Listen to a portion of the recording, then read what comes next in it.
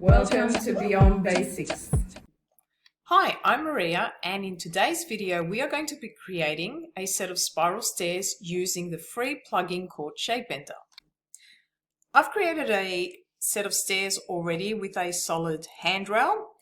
If you would like me to do another video showing you how to do that, leave a comment and I'll create another video another time.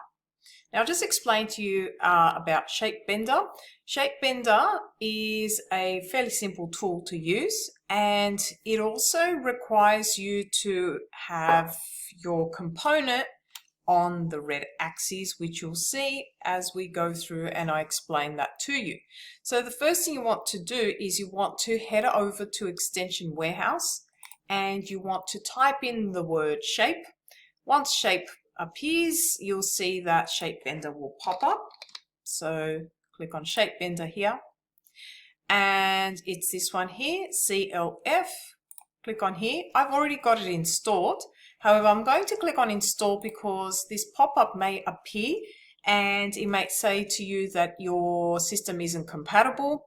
I've clicked yes and it seems to work fine, so I don't have any issues, but it's just something to be aware of. If it's not working correctly, it could be something to do with your device.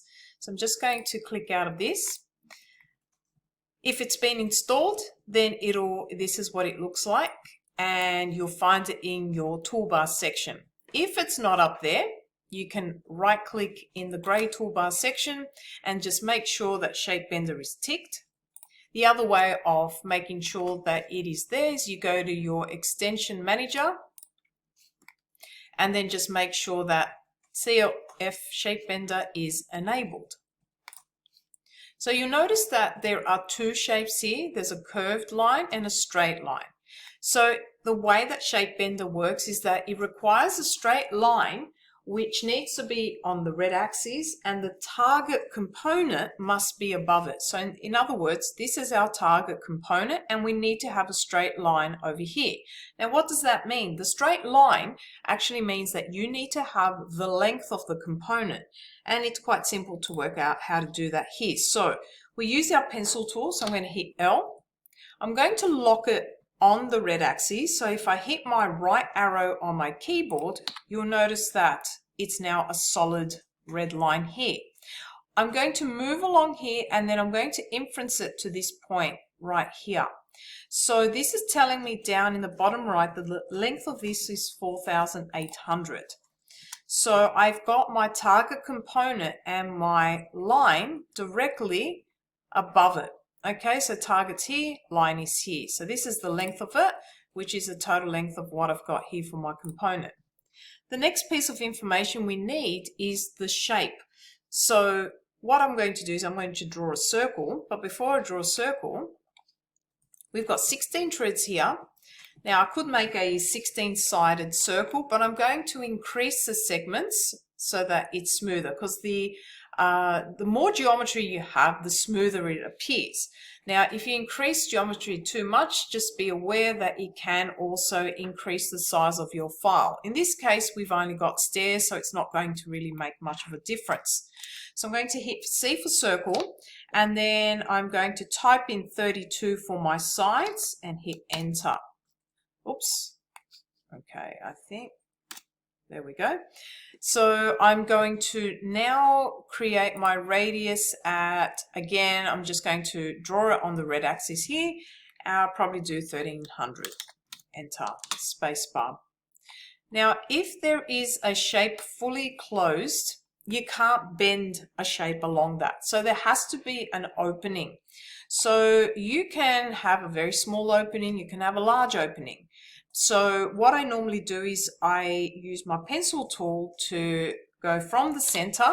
Now, if you can't find the center, if you hover out to the edge, you'll see that there's a blue dot that's appeared in the point here in the center.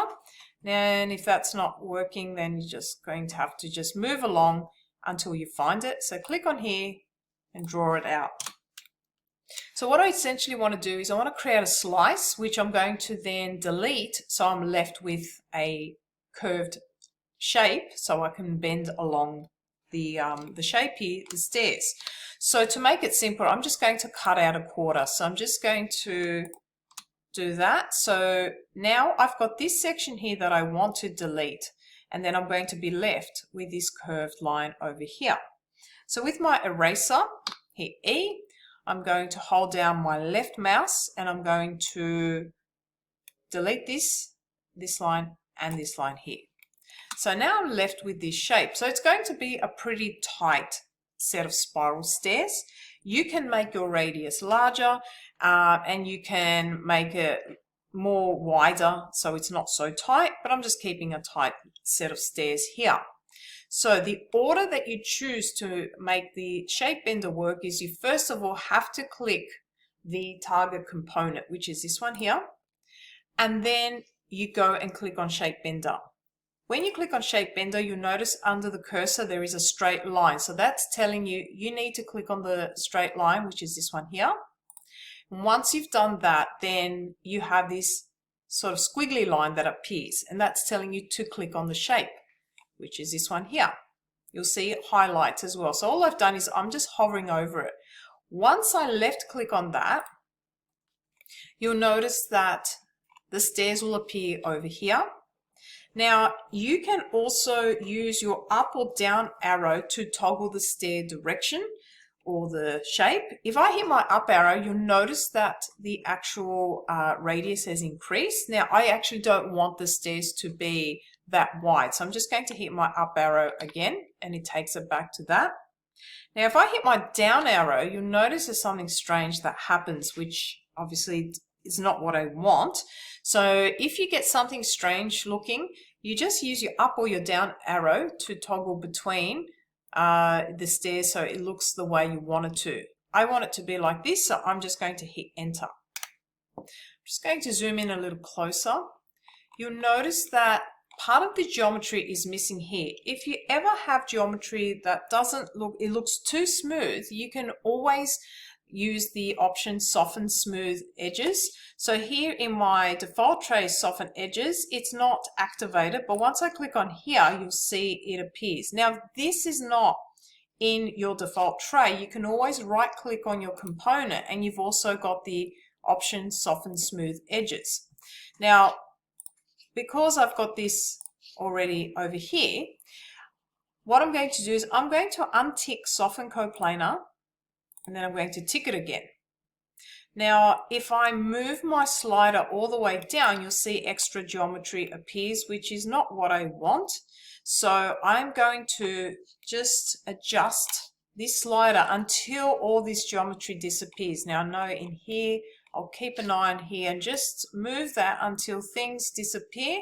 And once they have, just stop. Otherwise, if you move it too far, I'll just do that so I can show you. You notice it starts to go a little bit funny. So I'm just going to take it back to about 29.3 or whatever it was over here, just like that. So there you go. There's a quick way of creating spiral stairs without having to build wedges and stack them on top of each other and then deleting sections of it. You can create different shapes. You can try out cutting out parts of your circle and seeing what they look like, and also depending on the number of stair treads you have, or always keep in mind the sides, the segments, and increasing or decreasing those as you wish. If you found this helpful and you try it out, let us know in the comments. And if you would like a video on how to create a straight stair run like this with a solid handrail, leave a comment as well.